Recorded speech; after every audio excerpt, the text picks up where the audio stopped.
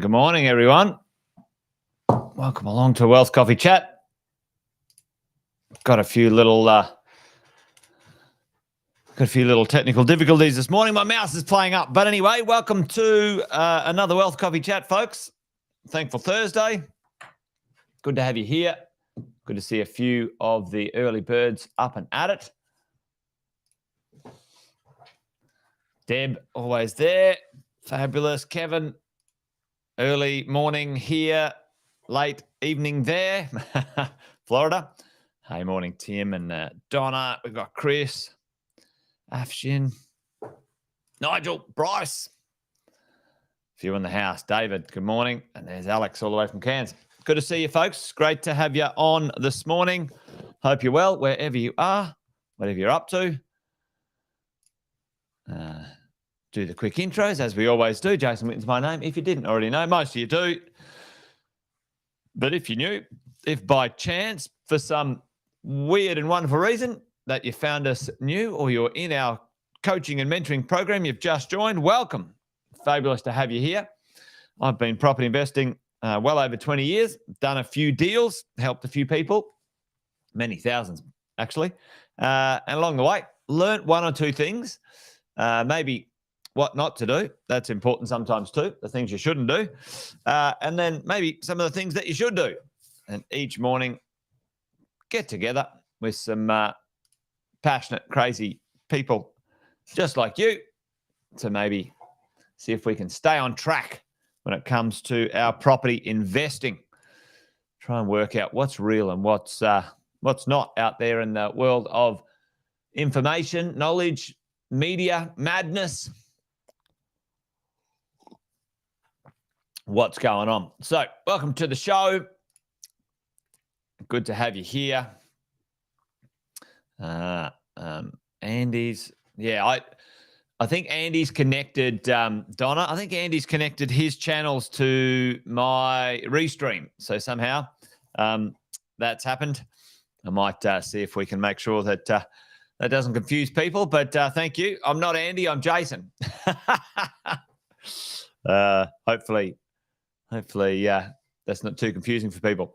Hey, listen, what happened the other day? Tuesday, the first Tuesday of the month, the RBA got together with the I don't know, themselves or something, and they looked at what the cash rate was going to be and whether they were going to increase that cash rate, folks.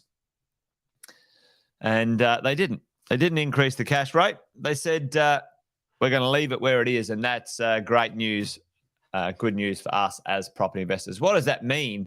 What does that mean to us? What can we take from it? Well, we all know that we've been sitting around for a little while waiting for, the finance world to get a little bit better. But there's some interesting things afoot out there in the world of of finance that I thought we might talk about today. So that's the type of thing we might have a discussion on this morning. So tell me in the chat, folks, what are the things that we have been kind of, what are we as property investors been waiting for, or, things we can't by and large influence when it comes to the property market. So what have we been waiting for? And what has the RBA been waiting for? There's these two things kind of converging at the moment, and they're pretty important for us as investors when we want to get access to more leverage and money. What has been the kind of the standoff, the waiting thing? All right, number one, what have we been waiting for? Waiting for is kind of like is not necessarily a proactive thing, right? Yep, boom, dead right, Nigel. So number one, the RBA has been waiting for inflation, or wanting to see inflation slow down, right? And they have a target inflation rate of 2 to 3%. Okay, and Tim is on it as well. We want, and we as property investors, we want to see access to, finance improve, because over those periods of time, two things had happened. The default, or the consequence of inflation being high, the RBA acted and they put the cash rate up, which then flows on to us as property investors, interest rates, et cetera, et cetera, et cetera. And along the way, and it started a little bit before the inflation and cash rate rises, the buffer rate, the assessment rate for financing was put up to 3%. Now, if you think about what is on the radar in, let's say, the next 12 months, nobody is seeing that inflation is going to continue to rise. The information that's at hand for all of the investors out there, or those who are paying attention, and here's a bit of a chart. The inflation rate at the moment is tending to come down. Now, there's things called core inflation and headline inflation and all that sort of stuff. Now, I'm not going to dive into that today because, to be honest, that's not even my wheelhouse. That's something that Andy Fenton really knows a lot about. But what has happened, team? What has happened? Inflation gone up. Interest rates have gone up to slow that down, and we're seeing a turn. And this is kind of a prediction into the future. If and when inflation is back in this band, okay, so they're targeting, 2025, 2024, these years here, 25 to 27, what is Westpac also predicting, team? So into the future, Westpac was predicting that as well. So the things that we've been waiting for as investors, and waiting is because we had to, not because we wanted to, right? Because we've had to. We've had to wait for things to change a little for us to be unlocked for borrowing are now underway. So inflation is slowing. That's great, which means the RBA did not put it up. Okay, so they didn't put the cash rate up. I'm drawing and you can't even see what I'm drawing about. So inflation is slowing, and they didn't put the cash rate up, and access to finance is improving. And let's have a quick look at that one. So we've got a bit of a convergence coming, which I think, and we've been talking about it for a while, so it's nothing new, let's be honest, folks, when it comes to the world of investing, the world of finance. Most of us who are, patient, taking a longer term view of this, no, if you look in history, every single time we've had things, be great for a period of time, there's usually an adjustment afterwards, things overshoot. lowest interest rates ever in history, down in, 2%. That adjusts, inflation high, needs to adjust, etc. We know it doesn't last forever. This is the conversation I have with a lot of people. If you're behaving in the moment, if you're making decisions based about like, oh, my interest rate is 6%, oh no, and you're running around like a headless chook, then that's a very, I call that, very short-term thinking. And for us as investors, you should be behaving and making decisions based on owning that piece of real estate for 20, 30 years and what the long-term average would be. Sometimes it'll be a bit higher. Sometimes you're ahead. Sometimes you're, off the pace. Average it out. I know it's difficult sometimes when, the budget's being stretched, but in reality, like I said the other day, what's the priority? What's the priority for you? Do you want to build a property portfolio or not? If you do, sometimes you got to hunker down. Sometimes you got to sell a car to keep a property, not the other way around. And I've done that. I've done that heaps of times. I've sold things that are superfluous to continue to keep my property investment portfolio because that's the higher priority for me. Anyway, that's not what the conversation is about today. The conversation is about inflation slowing, RBA pausing for the moment. There's still a chance that they might, give it a little kick in the teeth in the next month or two, but let's see. And access to finance improving. What is that? What does that mean? What are we seeing there? And let's talk about access to finance improving. And you guys have seen this little calculator. We use it for doing strategies for our clients and customers. And we talk about, okay, what happens here in the world of finance. Now, if you look over here, hopefully you can see this little section here where it says DTI, product rate, assessment rate, okay? This is where you can see what is going on when the lenders or brokers or financiers are calculating, right? A debt to income ratio, a 6.67. That's only just come in the last few years. But let's look at this. Even though you might be, they might be saying, yeah, I can afford to pay a 7% interest rate. What are they putting on top? All right. And we've talked about this before. Tim said it there. The assessment rate for financing. The assessment rate for financing is what has really caused us grief because they're qualifying our finance, our lending at 9.8%. Now, if you were a person going, listen, which way do we think interest rates will go? And that's what the banks are talking about now. Which way do we think interest rates will go? We need to be attractive to attract business. Do we think interest rates are going to go to 9%? No, I don't think so.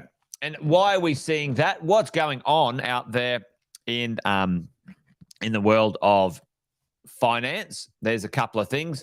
The other day we talked about this.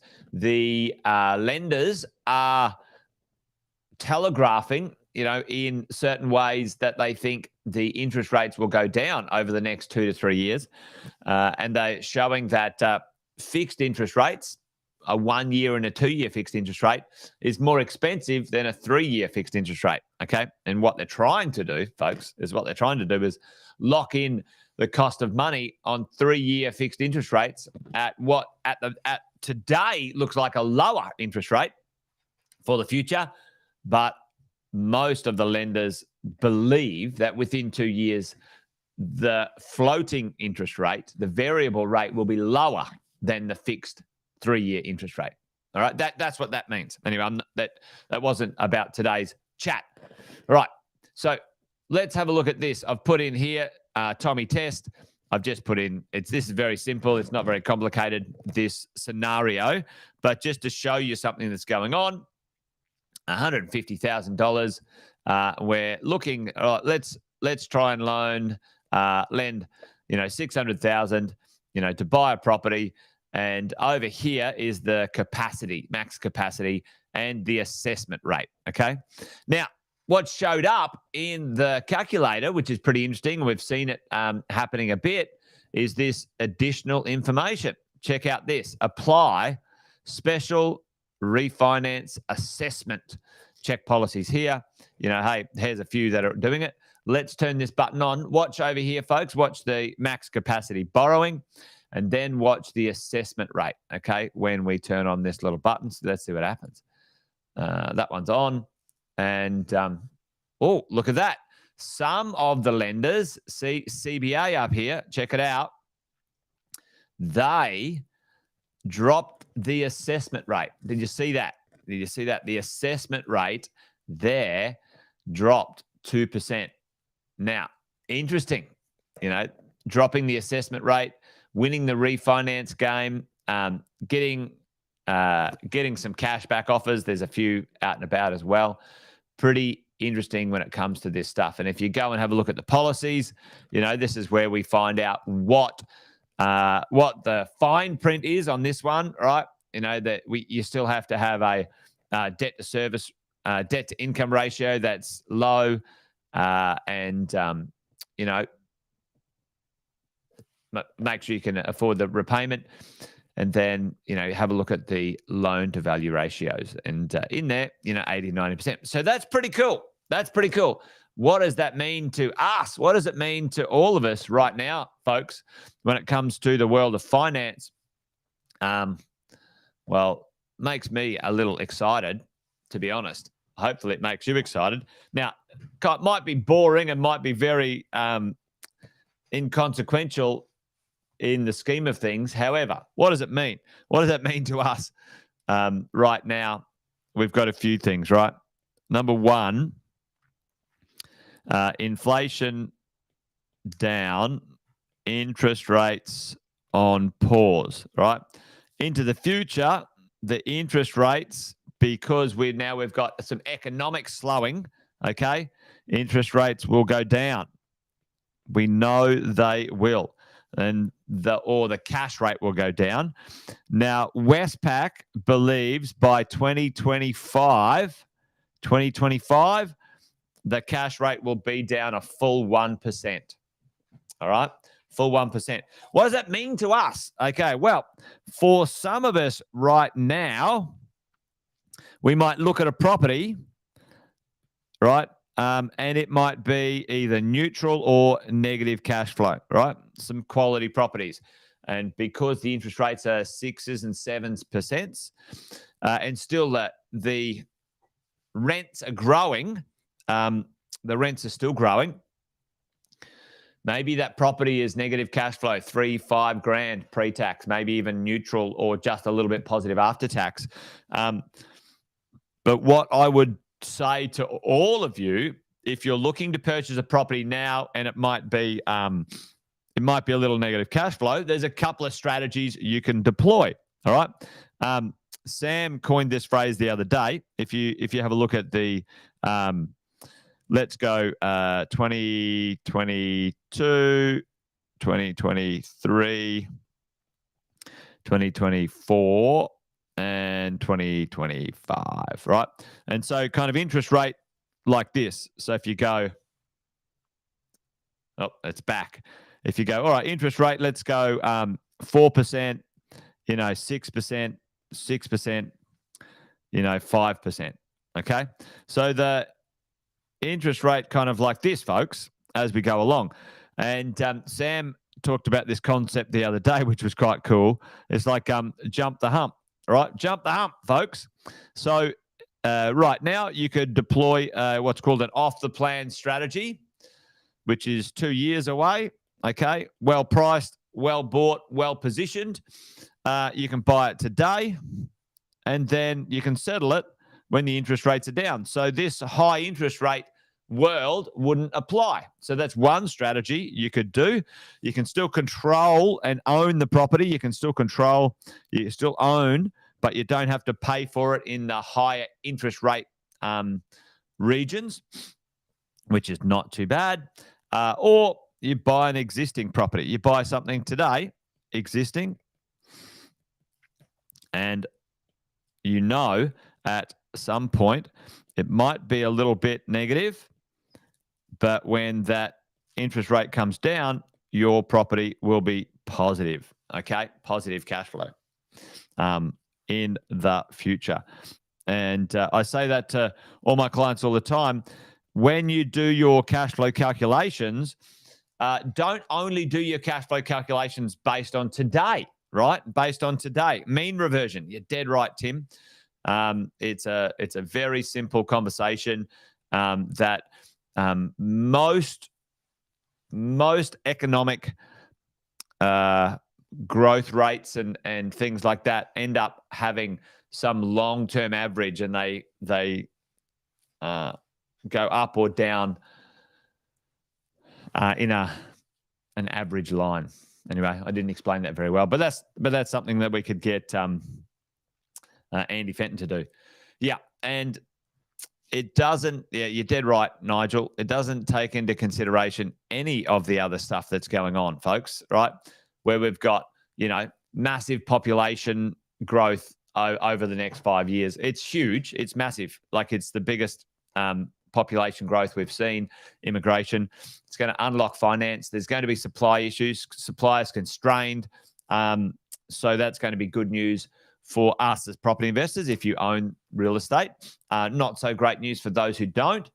You've got to be on the right side of the ledger to benefit from those supply and demand pressures.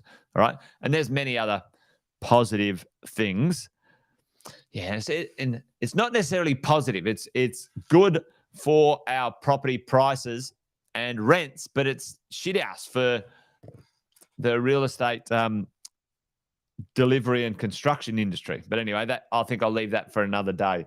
I'm always conflicted in this thought, this feeling where it comes to, the government has absolutely poleaxed the property construction industry with its stupidity and not understanding the ebb and flow of supply and demand. They don't give a shit about the small to medium builder, and even the larger builders, they don't care.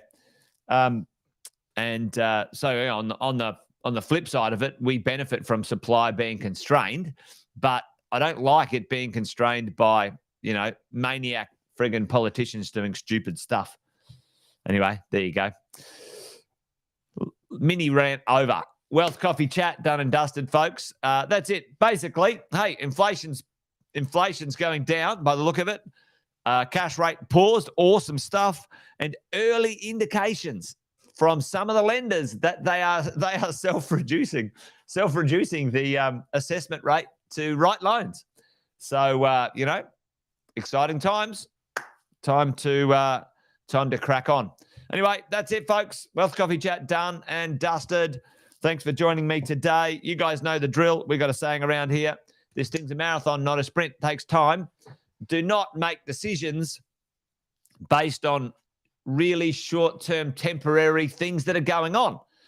And you should be able to navigate that very successfully, because if you are getting coaching and following what we have learnt to teach you, these moments in time, 12, 18 months of, higher interest rates should be very easily navigated because you've had buffers in place and blah, blah, blah. Anyway, if that's not the case, then you need that. If you want some coaching, let us know. Go and track down some of our coaches and ask them, hey, what do we do? What do we do? How do we do that? All right. Thanks, team. That's it. I'm done. You guys be good. Be well. Join me tomorrow. We'll have another chat. As always, if there's something that you would maybe like me to have a conversation about on the Wealth Coffee Chat, put it in the comment section and I'll track it down. All right, team. Adios. Be good. Take care. And bye for now.